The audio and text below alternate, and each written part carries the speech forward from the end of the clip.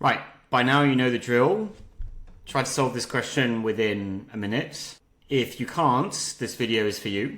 If you want to just jump to the answer, skip to the end of the video.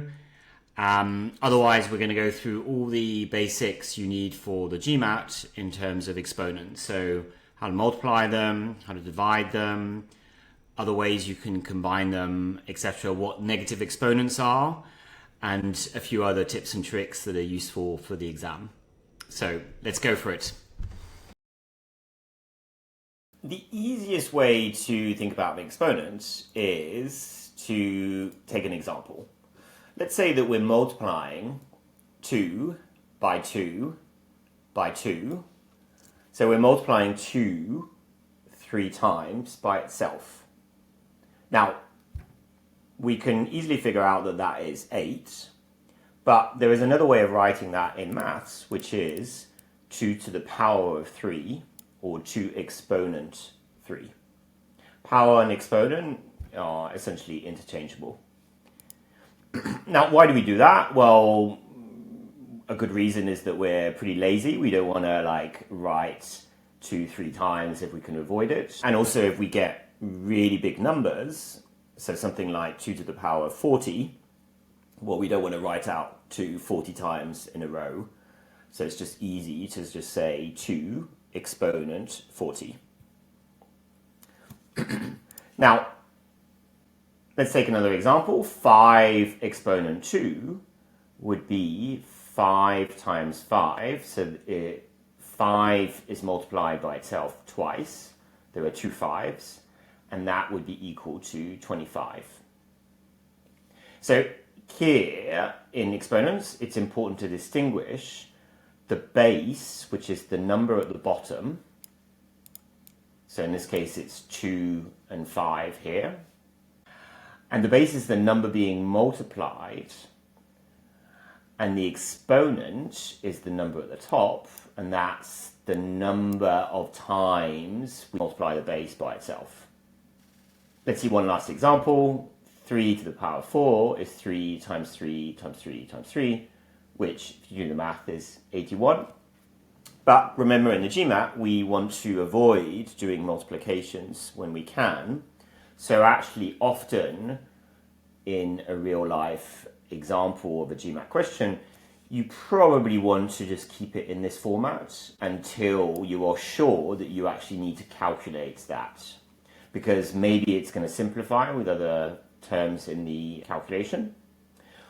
Or maybe even the answers are going to be powers of 3s or other powers. So always delay calculations when you can in the GMAT. Just keep them in a format like this, for example, in the case of exponents. Now, what happens when we are taking the exponent of something a little bit more complex, like a fraction? So in this case, we've got 2/3 to the power of 2. So the base here is the whole fraction 2 over 3, and the exponent is 2. So here, what we're doing is we're taking 2/3, we're multiplying it by itself twice. So we're getting 2/3 times 2/3. And remember, in multiplications of fractions, you need to multiply the numerators among them, and you need to multiply the denominators among them. So in this case, we're going to do 2 times 2 at the top and 3 times 3 at the bottom. And that is going to give us 2 times 2, which is 4, over 3 times 3, which is 9. But we can also write that as the 2 times 2 at the top, we can write it as 2 to the power of 2. And the bottom number, 3 times 3, we can write it as 3 to the power of 2. So if we jump back to where we started, actually what we've done is we just distributed the 2 on the numerator and the denominator. So when you raise a fraction to the power of something, you can just raise also the numerator to that power and the exponent to that power. Now, it's important to keep in mind that that is the whole of the numerator and the whole of the denominator. Now, what happens if we have a negative exponent? Well, effectively what it does is that it flips the base into the inverse of a fraction, right? So we inverse the 2 in this case, and the exponent minus 3 becomes a positive exponent plus 3. So in this case, 2 to the power of minus 3 becomes 1 over 2 to the power 3. So the minus is effectively translated into the 1 over, or the inversing of the fraction. Now, maybe you're already wondering what happens if you start with something negative at the bottom. So in this case, we've got 1 over 5 to the power of minus 2. Well, we can bring the 5 back to the top and get rid of the negative sign. And effectively what we're left with is 5 to the power of 2, which is 25. So any exponent you can move from top to bottom in a fraction and change the sign. And typically we prefer to have positive exponents. So often it's easier to move a negative exponent to the other side of the fraction and get rid of it that way, or you're dealing with just positive exponents. It's simpler. Now, there are a couple of special cases, let's call them. One of which is very unusual, one of them is easier to understand. Now, the easier one to understand is that anything to the power of 1 is just itself. Right? So here, x to the power of 1 will just be x. 3 to the power of 1 will just be 3. You're multiplying it by itself, but just once, so there's only 1, 3. So you can just write it as 3. The other one is a little bit more tricky to understand. And the good news is in the GMAT, you don't really need to understand it. You do need to learn it, though, probably. It's the easiest way of dealing with it. Which is that anything that is to the power of 0 is just 1. So it's not 0, but it is 1. So 5 to the power of 0 is not 0, but it's equal to 1. And this is true for anything that you bring to the power of 0. So here we could have a really big expression. So in this case, it's not too big, but it's still bigger than the previous examples. 2x plus 3, if we elevate that to the power of 0, we're going to get 1. And no matter what's inside that parenthesis, the total will be 1. Now, what happens when we multiply two numbers together that happen to be exponents of the same base? So that may sound quite complicated, but let's break it down a little bit. So let's say that we're multiplying 2 to the power of 3 times 2 to the power of 4. Now, both of these numbers are exponents of the same base, which is 2. And that's important for what we're going to do next. But if we think about what we're calculating here, well, 2 to the power of 3 is 2 times 2 times 2, so there's 3 2's there. And 2 to the power of 4 is 2 times 2 times 2 times 2, there's 4 2's there. And all of these are multiplied together. Now, it's true that initially these multiplications are separate, but when you just multiply things together in maths, you can actually get rid of the parenthesis in this case and just say, well, we're multiplying 2 by itself 7 times. And that brings us to the general rule of how to multiply exponents of the same base. What we're doing is actually we're going from 2 to the power of 3 and 2 to the power of 4 to 2 to the power of 7. So we're adding the exponents together. So here it may be a little bit counterintuitive. We're multiplying numbers together and we end up adding the exponents. That's just one of these rules in maths that, well, you can try and understand it via breaking it down like we did here. Or another way of dealing with it is you just learn that as a rule off by heart and make sure that you apply it in the right ways in the GMAT. Now let's look at what happens when we divide two exponents of the same base. So let's say that we want to divide 2 to the power of 5 by 2 to the power of 3. Notice that it's the same base, so in both cases the number at the bottom is 2, and that's important because otherwise this rule does not apply. If we think about what's happening, so at the top we've got 2 to the power of 5, which is 2 times itself 5 times. And at the bottom we've got something similar happening, except that we've only got 3 2's. Now, if we were to make this calculation, what we can see is actually a lot of these 2's are going to be, well, we can just cancel them out because we're multiplying by 2 and then dividing by 2, and so we can just avoid that by crossing them out like this, and then effectively we've only got 2 times 2 at the top left. So another way of thinking about that is 2 to the power of 5 divided by 2 to the power of 3. It's equal to 2 times 2, or 2 to the power of 2. But we can also see that what we're doing is we're subtracting the exponents, right? So this power 3 at the bottom, effectively what it becomes is a negative 3 when brought back to the top. And therefore we subtract one from the other to get 2. Let's look at a slightly more complicated example that involves more than one base. So in this case, we've got at the top powers of 3 and 7, and at the bottom we've got powers of 3 and 7 and 21. Well, first of all, let's look at the 21 squared. So 21 is 3 times 7. And we can effectively distribute that power of 2 onto the 3 and the 7. So that's equal to 3 squared times 7 squared.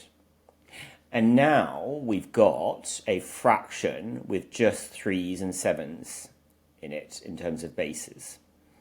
So what we can do is we can regroup those 3's and 7's together using the rules that we've seen. So in this case, at the top, we've got 3 to the power of 3 times 3 to the power of 6. We can combine that into 6 plus 3 equals 9. And we can also combine the 3's at the bottom and the 7's at the bottom. So the 3 to the power of 2 times 3 to the power of 2, we can combine that into 2 plus 2, 4 of them. And the 7's, we've got 7 of them in total. Now notice that we're keeping the 3's and the 7's apart here. And that's common in the GMAT. You don't want to try and combine these different numbers together. You keep them separate, and often you'll find that the answers have, in that case, just exponents of different bases. We haven't quite finished this one, because at the end, we've got some 3's at the top and 3's at the bottom, and now we're using the dividing rule, which is to say, well, we've got 9 3's at the top, 4 at the bottom. So what we do is we do 9 minus 4 on 3's, and we do 4 minus 7 on the 7's. So we're left with 3 to the power of 5 times 7 to the power of minus 3. And that 7 to the power of minus 3, it can be written as 7 to the power of 3 at the bottom. So this example is very important for understanding how we juggle between different bases of exponents in different parts of the fraction, and how we simplify the whole thing to get to one fraction at the end with just 2 bases, in this case of 3's and 7's. Now, let's see what happens when we have an exponent of an exponent. So, let's look at an example. 2 to the power of 3, which we then elevate to the power of 2. So it may seem very complicated, but if we break things down, what we're doing is, so 2 to the power of 3, that is a base of 2, which we're going to have 3 times, so 2 times 2 times 2. And then when we elevate that to the power of 2, well, essentially we're squaring that, or we're repeating it. So in total, it's like having 3 plus 3 equals 6 2's in a row. And one way of thinking about that is that, well, in total we have 6 2's, and we can think of that as 3 plus 3, or 3 times 2. And that's effectively the rule for combining exponents, exponents of exponents. You multiply the exponents together to get the total exponent. Let's see another example with x's in this case. So here we've got x to the power 4, which is then elevated to the power of 3. And that, well, you can write as x to the power 4, which is then multiplied 3 times by itself. And then each of those could be broken down into, well, in total, 4, 4, 4, so 12 x's. And that gives us x to the power 12, which we can also write as x to the power 4 times 3. So here, what we're doing is exponents of exponents, and in that case, we're multiplying the exponents together. Whereas when we multiply the base numbers together, we add the exponents. So it's very easy to get confused between the two. But remember, the two key rules are, one, exponent of exponent, you multiply the exponents, and if you multiply the bases, you add the exponents. One of the most common mistakes people make in the GMAT when it comes to exponents is around the signs involved. If we look at this example here, so we're bringing minus 2, which is the base, to the power of 3, and that is equivalent to doing minus 2 times minus 2 times minus 2, so 3 times. Now we think about what happens to the signs. So in the first two multiplications, well, in the multiplication of the first two numbers, we're going to do minus 2 times minus 2, and a negative times a negative becomes a positive. But then we have a third negative sign coming from the third minus 2.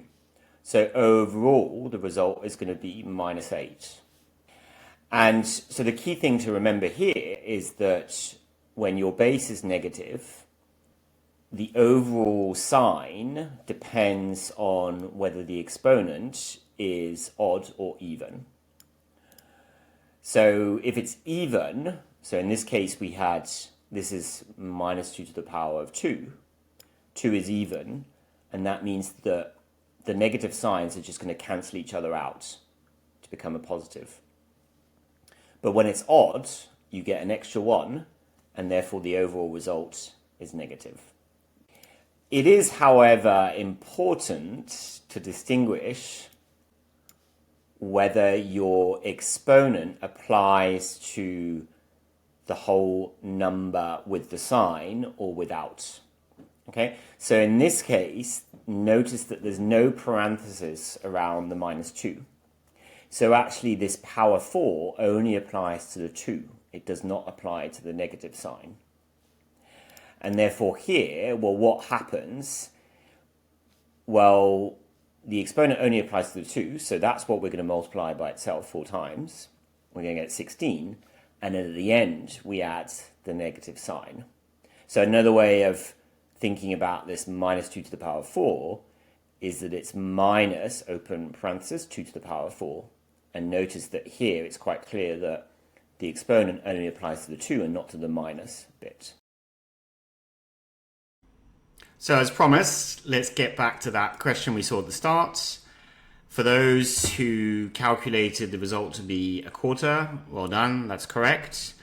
Let's see how we get to that. So the first thing we want to do is combine the numerators together. Right? I mean, there are other ways of doing this, but for the purpose of this video, we're going to start with the numerators. So if I scroll down and I make a bit of space there, so in the numerator, we have minus 2 to the power of 3 times minus 2 to the power of minus 1. And here, what we're doing is essentially multiplying two exponents who have the same base. Right? So in this case, the base is minus 2. The fact that one of the exponents has a negative power actually does not make a difference. We can still apply this rule. And what happens is we can combine them into one, and then we just add the exponents together. And here, since one of the exponents is negative, what we end up doing is 3 plus negative 1, which is like doing 3 minus 1, which gives us 2. So we have 2 as an exponent, and we keep that common base of minus 2.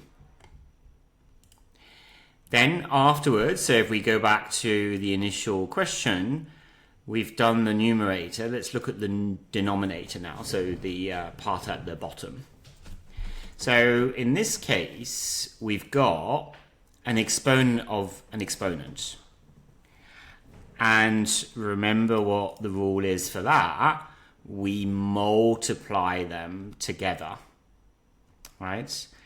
So exponent of an exponent, what we do is we do 2 times 2 to give us 4 as a total exponent. And that is over this base of minus 2. Then in the next step, we can think about how we combine the numerator and denominator together. And we're again in a similar situation where we have the same base of minus 2 here. So keep in mind that the parentheses are very important here, right? So the exponent is applied, and let me zoom in there a bit so you can see. The exponent is very much applied to the minus 2 and not just the 2. Right? Otherwise, we would get very much different result here. But what we're doing is we are dividing exponents of the same base. So here what we need to do is we need to subtract the exponents. And in this case, we've got 2 at the top, 4 at the bottom. So we do 2 minus 4, and we get negative 2 from that. And so we're left with minus 2 to the power of minus 2, which, remember, negative exponents is like if you flip it and that exponent becomes positive, right? So in this case, we've got 1 over minus 2 to the power of 2. And another way of going from here to here is just to think, well, I've got 4 of these minus 2's at the bottom, 2 at the top. So 2 are going to cancel out, and I'm going to be left with 2 at the bottom. Right? So we could also jump to this answer by doing that. In these kind of questions, there's always several routes that you can get to the answer. At this point, well, we've got in the denominator minus 2 squared. And so we're going to calculate that now because we're pretty much done with the question. And minus 2 squared is like doing minus 2 times minus 2, which, if you calculate, gives us plus 4. So remember, when you're dealing with signs and exponents, be very careful about whether your exponent is odd or even. In this case, it's even because we've got an exponent of 2. And so essentially what we can do is the minuses, we're going to pair them up, and that's going to cancel out to be a positive. So we end up with plus 4 and not minus 4. But don't forget that this is in the denominator, so we should still do the 1 over at the end, and that gives us 1 over 4, which is a quarter, and that is the option C, which is the final answer.